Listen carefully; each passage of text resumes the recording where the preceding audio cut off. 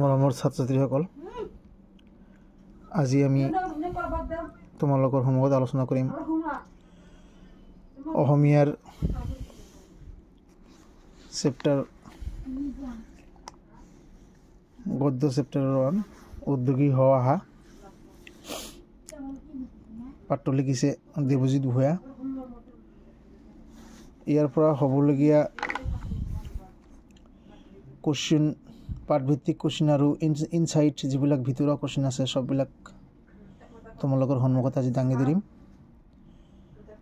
আশা কৰোঁ তোমালোকে উপকৃত হ'বা আৰু পচন্দ হ'লে মোৰ চেনেলটো ছাবস্ক্ৰাইব, লাইক, শ্বেয়াৰ কৰিবা। আৰম্ভ কৰিলোঁ। এয়া উদ্যোগী হ আহা, লিখিছে দেৱজিৎ ভূঞা। কোশ্চিন নম্বৰ 1, দশম শ্ৰেণীত শ্ৰেণীকোঠাত সোমোৱা শ্ৰেণী শিক্ষকগৰাকীৰ নাম কি? উত্তৰ প্ৰকাশ গোস্বামী। খ, শ্ৰেণী শিক্ষকগৰাকীয়ে আলোচনা কৰিবলৈ লোৱা নতুন বিষয়টো কি আছিল? উত্তৰ, এজন ব্যক্তিয়ে কেনেকৈ নিজকে এজন উদ্যোগী হিচাপে গঢ়ি তুলিব পাৰে সেয়াই আছিল শ্ৰেণী শিক্ষকগৰাকীয়ে কৰিবলৈ লোৱা নতুন বিষয়। ঘ কোশ্চিন, এজন উদ্যোগী আৰু কৰ্মহীন নিবনুৱাৰ মাজত থকা ক্ষুদ্ৰ ব্যৱধান কি? উত্তৰ লিখিম, এজন উদ্যোগী আৰু কৰ্মহীন নিবনুৱাৰ মাজত থকা ক্ষুদ্ৰ ব্যৱধান হ'ল এলাহ। ঘ, এজন সফল উদ্যোগী হ'বলৈ হ'লে কি কি গুণৰ প্ৰয়োজন? উত্তৰ লিখিম, এজন সফল উদ্যোগী হ'বৰ বাবে লাগিব ধৈৰ্য, একাগ্ৰতা, আত্মবিশ্বাস, দক্ষতা, স্বাধীনচেতিয়া আৰু সৃষ্টিশীল মন।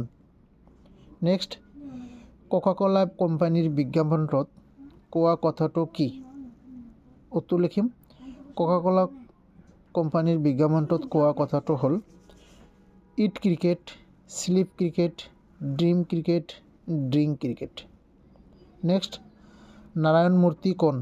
উত্তৰ লিখিম, নাৰায়ণ মূৰ্তি ভাৰতবৰ্ষৰ তথা বিশ্বৰ এজন সফল উদ্যোগী। তেওঁ ইনফোচিছ কোম্পানীৰ প্ৰতিষ্ঠাপক। তো মৰমৰ ছাত্ৰ-ছাত্ৰীসকল, ইয়াতে যদি প্ৰশ্ন কৰোঁ আমি ইনফোচিছ কোম্পানীৰ প্ৰতিষ্ঠাপক কোন আছিল? উত্তৰ হ'ব নাৰায়ণ মূৰ্তি। নেক্সট,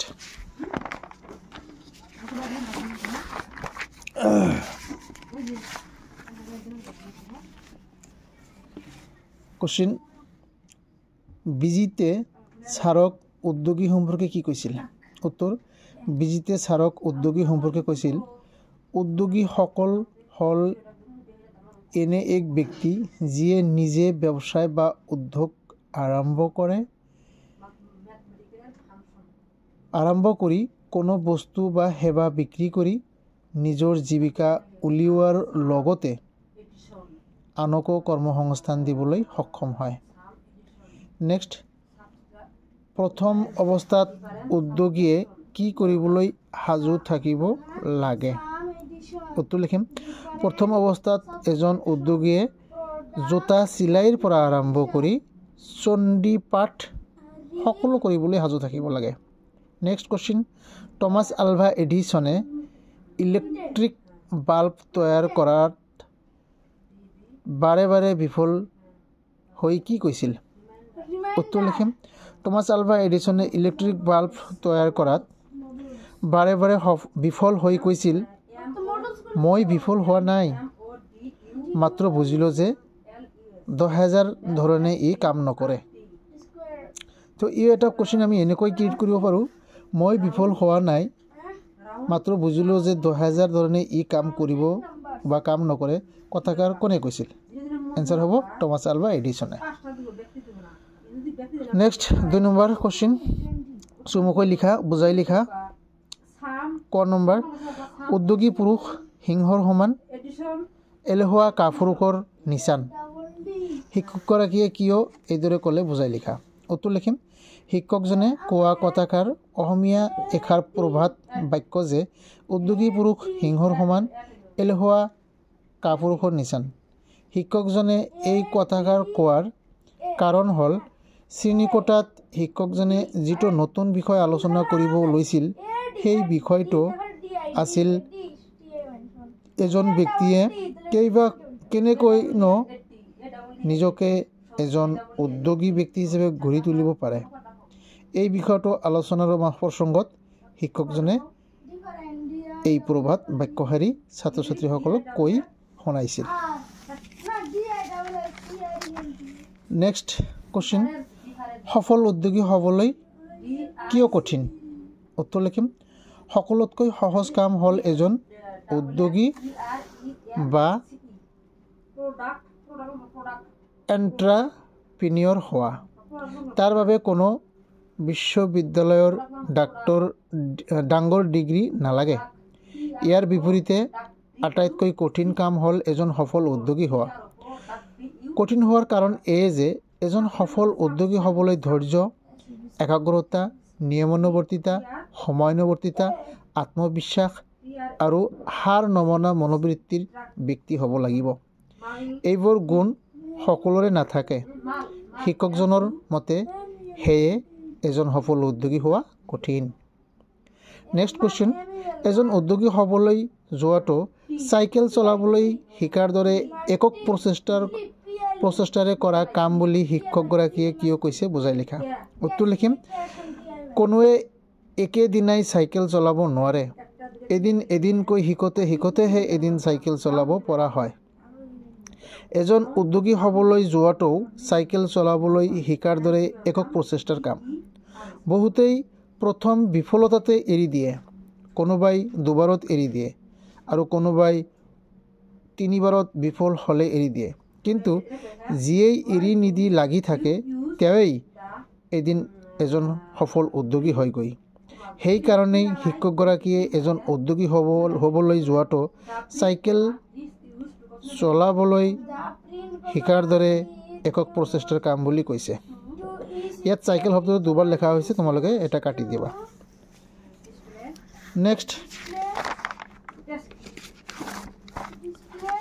নেক্সট কুৱেশ্যন, উদ্যোগী কোন সকল ব্যক্তিক কোৱা হয় লিখা। উত্তৰ লিখিম, বিজিতৰ মতে উদ্যোগী সেইজনক কোৱা হয় যিজন নিজে ব্যৱসায় বা উদ্যোগ আৰম্ভ কৰি কোনো বস্তু বা সেৱা বিক্ৰী কৰি নিজৰ জীৱিকা উলিওৱাৰ লগতে আনকো কৰ্মসংস্থাপন দিবলৈ সক্ষম হয়। আনহাতে শিক্ষকৰ মতে নিজৰ ইচ্ছামতে সময়সূচী ঠিক কৰি নিজৰ উদ্ভাৱন আৰু কাৰ্যশক্তিৰে নিজকে প্ৰতিষ্ঠা কৰা প্ৰতিজন ব্যক্তিয়েই একোজন উদ্যোগী বা এণ্ট্ৰেপ্ৰেনিয়ৰ। সেই হিচাপত জুবিন পাপনৰ দৰে এজন শিল্পী, এখন ৰেষ্টুৰাঁ বা ধাবাৰ মালিক, নতুবা এখন বিউটি পাৰ্লাৰৰ চলোৱা ব্যক্তি সকলোৱে একোজন উদ্যোগী। নেক্সট কুৱেশ্যন, ইনফোচিছ কোম্পানীৰ প্ৰতিষ্ঠাপক কোন? তেওঁ ভাৰতবৰ্ষ তথা বিশ্বৰ এজন সফল উদ্যোগী হোৱাৰ আঁৰৰ কাহিনীটো ব্যাখ্যা কৰা।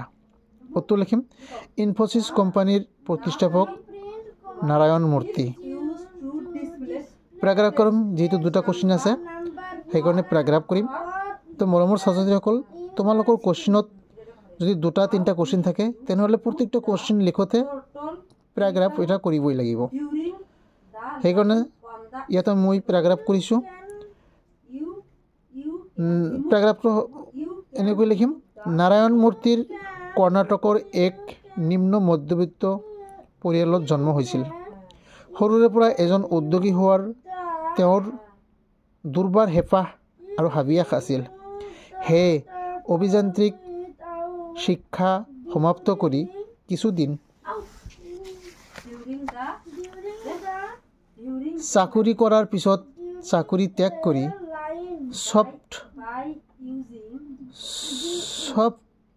সফ্ট্ৰনিক্স নামৰ এক কোম্পানী প্ৰতিষ্ঠা কৰে। কিন্তু প্ৰতিষ্ঠা কৰাৰ 1.5 বছৰৰ পাছতে দেউলীয়া হৈ কোম্পানীটো বন্ধ হৈ যায়। নাৰায়ণ মূৰ্তিয়ে পুনৰ চাকৰিত যোগদান কৰে, যদি অৱশেষত চাকৰি বাদ দি কেইজনমান বন্ধুৰ লগ লাগি ইনফোচিছ নামৰ কোম্পানী আৰম্ভ কৰে। এই কোম্পানী খুলিবৰ সময়ত তেওঁৰ পত্নীয়ে নিজৰ সাঁচতীয়া ধনৰ 10,000 টকা আগবঢ়াই দিছিল। ইনফোসিস প্ৰথমে বহুতো বাধা আৰু ঘাত প্ৰতিঘাতৰ সন্মুখীন হ'ব লগা হৈছিল যদিও 90ৰ দশকত তেতিয়াৰ বিত্তমন্ত্ৰীয়ে ভাৰতীয় অৰ্থনীতিক মুকলি কৰি দিয়াত ইনফোসিসৰ হাত লৈ অফুৰন্ত সুযোগ আৰু সুবিধা আহে। প্ৰেগাৰাপ কৰিম ধৈৰ্য আৰু একাগ্ৰতাৰে সুযোগৰ অপেক্ষা কৰি সময়ত মৰাত আজি নাৰায়ণ মূৰ্তি বিশ্বৰ ভিতৰত এজন সফল আৰু নামজ্বলা উদ্যোগী। নেক্সট কোৱেশ্চন, স্যাৰ এজন উদ্যোগী হ'বৰ বাবে শিক্ষাগত অৰ্হতা কেনেধৰণৰ হ'ব লাগিব? এইদৰে কোনে সুধিছিল? তাৰ উত্তৰত শিক্ষকে কি কৈছিল লিখা। উত্তৰ লিখিম, এইদৰে প্ৰীতমে সুধিছিল। তাৰ উত্তৰত শিক্ষকে কৈছিল, তুমি কোনটো দিশত উদ্যোগী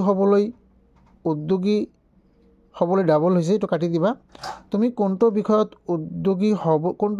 দিশত উদ্যোগী হ'বলৈ বিচাৰিছা তাৰ ওপৰত তোমাৰ প্ৰয়োজনীয় শিক্ষাগত অৰ্হতাটো নিৰ্ভৰ কৰিব।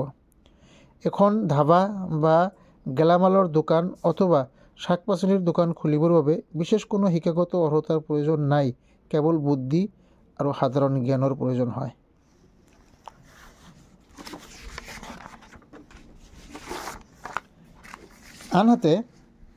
আনহাতে এখন বিউটি পাৰ্লাৰ বা মটৰ গাড়ী ভাল কৰা গ্ৰেজ, মোবাইল ফোন, টিভি ভাল কৰা দোকান খুলিবৰ বাবে প্ৰয়োজন হয় উপযুক্ত কৌশল।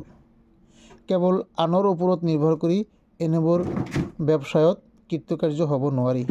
আকৌ বৰ্তমান সময় প্ৰযুক্তি, তথ্য প্ৰযুক্তি আৰু জ্ঞানৰ ওপৰত ভিত্তি কৰি গঢ় লোৱা অৰ্থনীতি আৰু সমাজ ব্যৱস্থাৰ সময়। গতিকে এনেবোৰ বিষয়ত উদ্যোগী হ'ব বিচাৰিলে এনে বিষয়ৰ জ্ঞান আৰু কৌশলসমূহ আহৰণ কৰাটো অতিকে গুৰুত্বপূৰ্ণ। 5 নম্বৰ কোৱেশ্চন, এজন উদ্যোগী হোৱা যিমান সহজ, সফল হোৱাটো কিন্তু সিমান সহজ নহয়। কথাষাৰ পাঠৰ আধাৰত বুজাই লিখা। উত্তৰ লিখিম, শিক্ষকজনৰ মতে এজন উদ্যোগী হোৱা যিমান সহজ, সফল হোৱাটো কিন্তু সিমান সহজ নহয়। উদ্যোগী হ'বলৈ কোনো বিশ্ববিদ্যালয়ৰ ডাঙৰ ডিগ্ৰী নালাগে। এজন সফল উদ্যোগী হ'বলৈ লাগিব ধৈৰ্য, একাগ্ৰতা, নিয়মানুৱৰ্তিতা, সময়ানুৱৰ্তিতা, আত্মবিশ্বাস আৰু হাৰ নমনা মনোবৃত্তি। সকলোৱে পিছে এই গুণবোৰ নাথাকে। সফল উদ্যোগী হ'বলৈ ব্যক্তিজনে এলাহ বৰ্জন কৰি জোতা চিলাইৰ পৰা চণ্ডী পাঠলৈকে সকলোবোৰ কাম কৰিবলৈ সাজু থাকিব লাগিব। সেয়ে সফল উদ্যোগী হোৱাটো বৰ কঠিন আৰু ধৈৰ্যৰ কাম। তো মৰমৰ ছাত্ৰ ছাত্ৰীসকল, আমি তোমালোকৰ কোৱেশ্চনবিলাক সহজ ভাষাত আৰু সৰুকৈ লিখি দিছোঁ। কম লিখি ফুল মাৰ্ক পাবা। সেইকাৰণে তোমালোকে অলপ মনোযোগেৰে নোটবিলাক কৰি ল'বা দেই। 6 নম্বৰ কোৱেশ্চন, ভাৰতৰ সৰ্বকালৰ এজন সফল ব্যৱসায়ী ধীৰুভাই আম্বানীৰ হাতত মূলধনো নাছিল।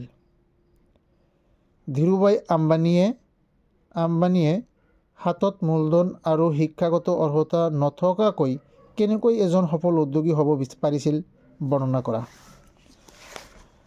উত্তৰ লিখিম,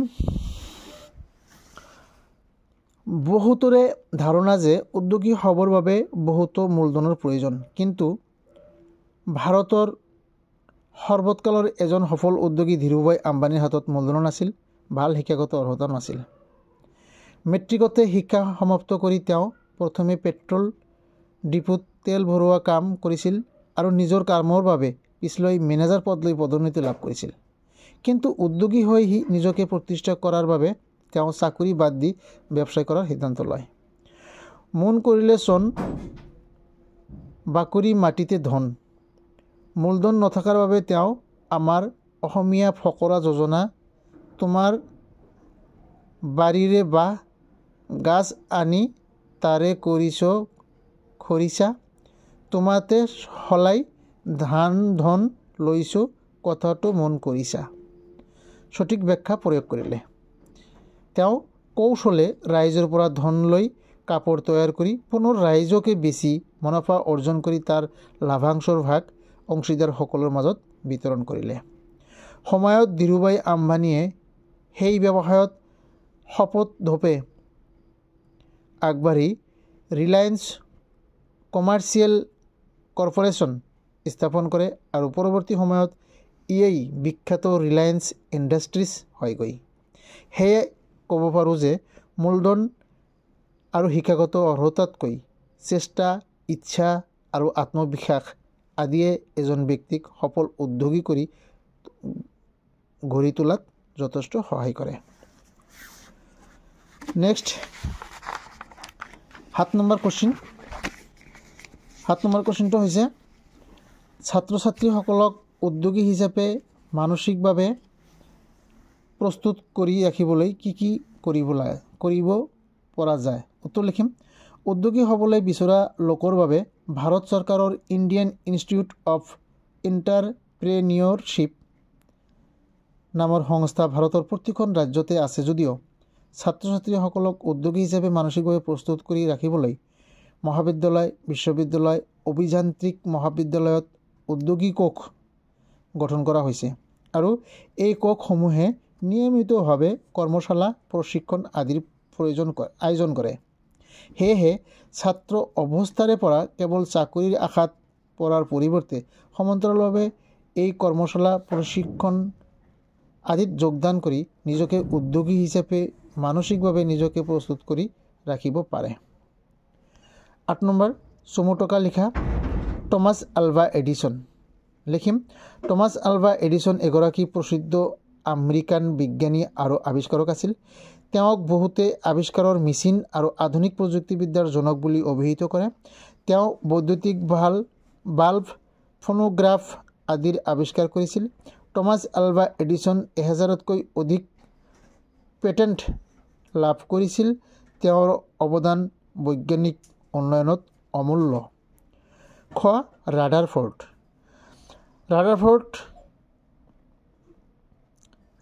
ৰাদাৰফৰ্ড VH আমেৰিকাৰ 19তম ৰাষ্ট্ৰপতি আছিল।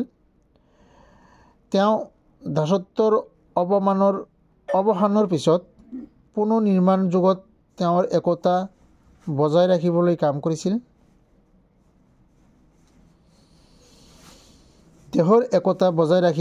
কৰিছিল। তেওঁৰ শাসনত চৰকাৰী সৎ আচৰণত গুৰুত্ব দিয়া হৈছিল।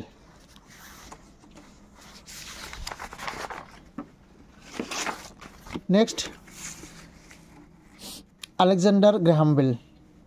স্কটলেণ্ডৰ পদাৰ্থ বিজ্ঞানী শিক্ষাবিদ আলেকজেণ্ডাৰ গ্ৰাহাম বেল 1847 চনৰ মাৰ্চ মাহত এডিনবৰাত জন্ম হৈছিল। তেওঁ প্ৰসিদ্ধ বিজ্ঞানী আৰু আৱিষ্কাৰক আছিল। তেওঁ টেলিফোনৰ আৱিষ্কাৰ কৰিছিল। তেওঁৰ এই আৱিষ্কাৰে যোগাযোগ ব্যৱস্থাৰ এক বিপ্লৱ আৰম্ভ কৰে। চেষ্টাৰ কাৰ্লসন এজন আমেৰিকান বিজ্ঞানী আৰু উদ্ভাৱক আছিল। তেওঁ জেৰ'গ্ৰাফী পদ্ধতিৰ আৱিষ্কাৰক, যাৰ জৰিয়তে ফটোকপি মেচিনৰ সৃষ্টি হৈছিল। তেওঁৰ এই আৱিষ্কাৰে কাগজৰ নথিপত্ৰ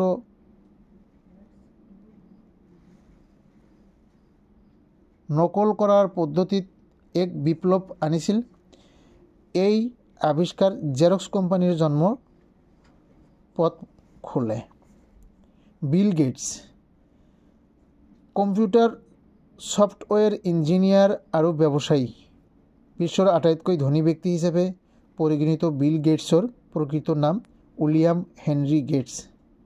তেওঁ ধানৰ ক্ষেত্ৰতো আগভাগত থাকে। Next William Shakespeare. উত্তৰ লিখিম। উইলিয়াম শেক্সপিয়াৰ এজন বিখ্যাত ইংৰাজ নাট্যকাৰ আৰু কবি আছিল। তেওঁ 1564 চনৰ 26 এপ্ৰিলত জন্মগ্ৰহণ কৰিছিল। তেওঁৰ জনপ্ৰিয় নাটকৰ ভিতৰত আছে ৰোমিঅ' এণ্ড জুলিয়েট, হেমলেট আৰু মেকবেথ। ইংৰাজ সাহিত্যত তেওঁৰ নাম অমৰ। নেক্সট জুবিন গাৰ্গ। জন্ম 18 নৱেম্বৰ 1972 তুৰা, মেঘালয়ত। কণ্ঠশিল্পী, গীতিকাৰ, অভিনেতা, সঙ্গীত ব্যৱস্থাপক। বিভিন্ন ভাষাত প্ৰায় 30,000 গীতত কণ্ঠদান। 12টা বাদ্যযন্ত্ৰ বজোৱা সক্ষম। 2006 বলিউডত হিট গান ইয়া আলী দেশজুড়ে প্ৰসিদ্ধ লাভ কৰে। তেওঁ পৰিচালনা তথা নায়ক ৰূপে মিছন চাইনা, কাঞ্চনজংঘাত অভিনয় কৰিছিল। অংগৰাগ পাপন মহন্ত এগৰাকী প্ৰসিদ্ধ অসমীয়া আৰু ভাৰতীয় গায়ক, সংগীতকাৰ আৰু সংগীত পৰিচালক। তেওঁ লোকসংগীত, শাস্ত্ৰীয় সংগীত আৰু আধুনিক সংগীত একেলগে গায়। পাপন অসমীয়া সংগীতক ৰাষ্ট্ৰীয় মঞ্চত লৈ গৈছে। 9 নম্বৰ কোৱেশ্চন, সমাৰ্থক শব্দ। প্ৰভাত, পুৱাবেলা, কঠিন, কঠোৰ বা টান, এলেহুৱা, আলস বা হামাহি, ডাঙৰ, বিশাল বা বৰ, চেষ্টা, প্ৰচেষ্টা, প্ৰয়াস, লগৰীয়া, সখা, লগ, লক্ষ্য, উদ্দেশ্য, নিৰৱচ্ছিন্ন, অবিৰত, হাবিয়াস, আকাংক্ষা, সপন, স্বপ্ন বা দিবা স্বপ্ন।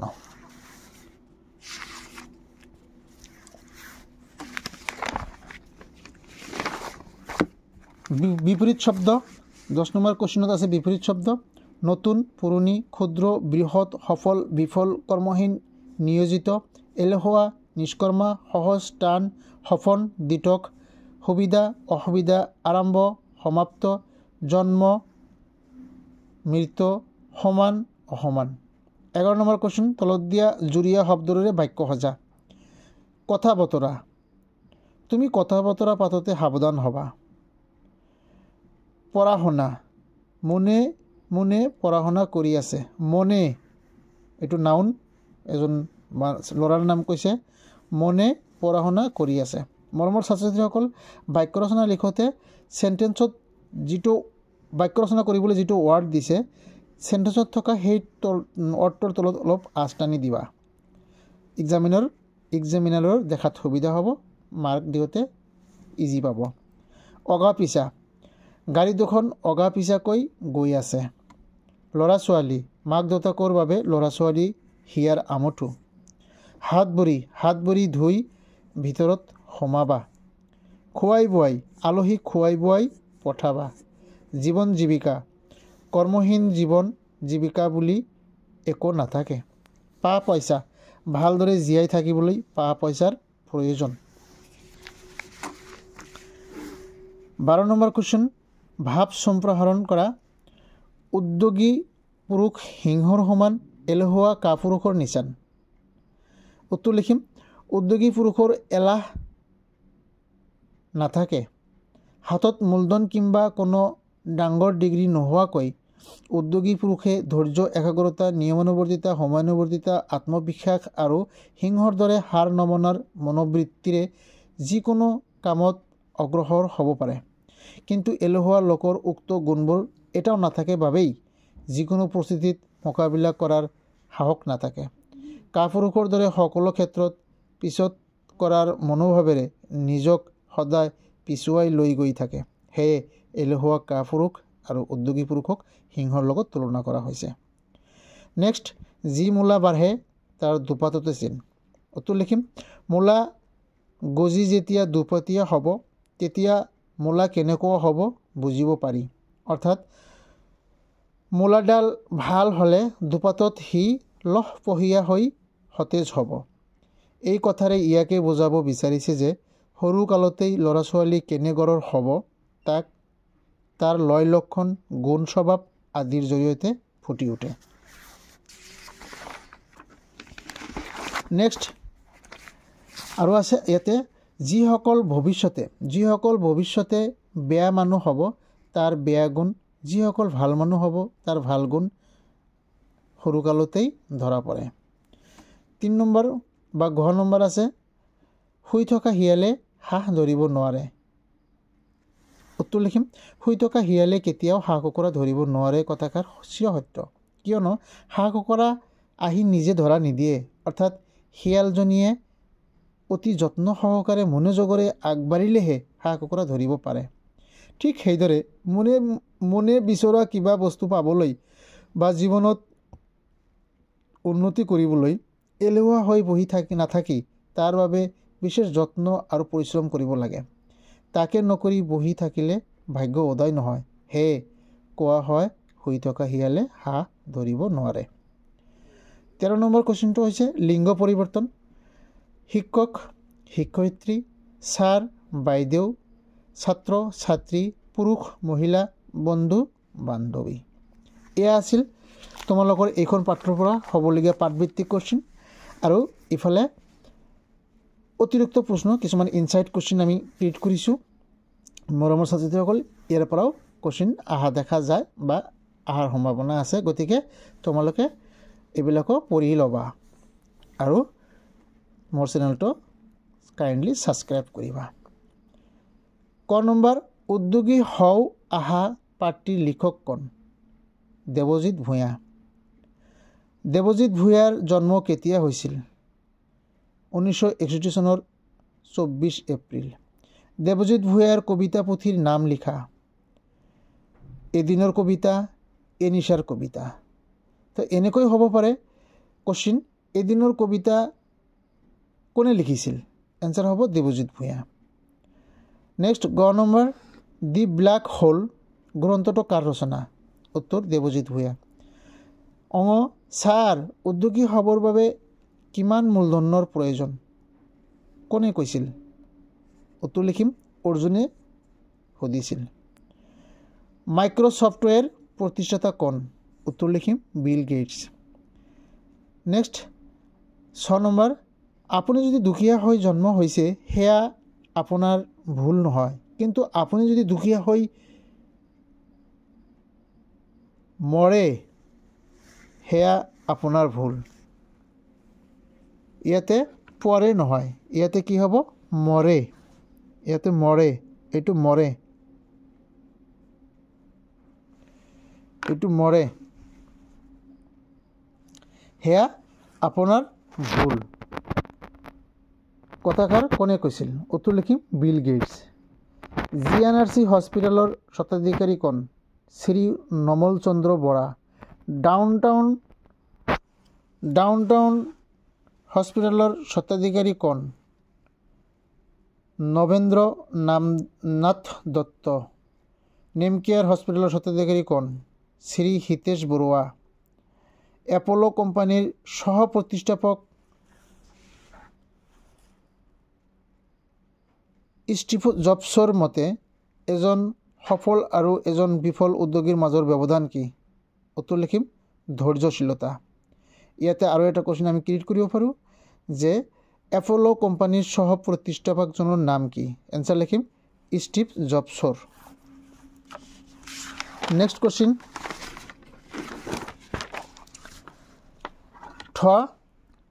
ইনফোচিছ কোম্পানী খুলিবৰ বাবে নাৰায়ণ মূৰ্তিক তেওঁৰ পত্নী কিমান টকা দিছিল? এনচাৰ হ'ব 10,000 টকা।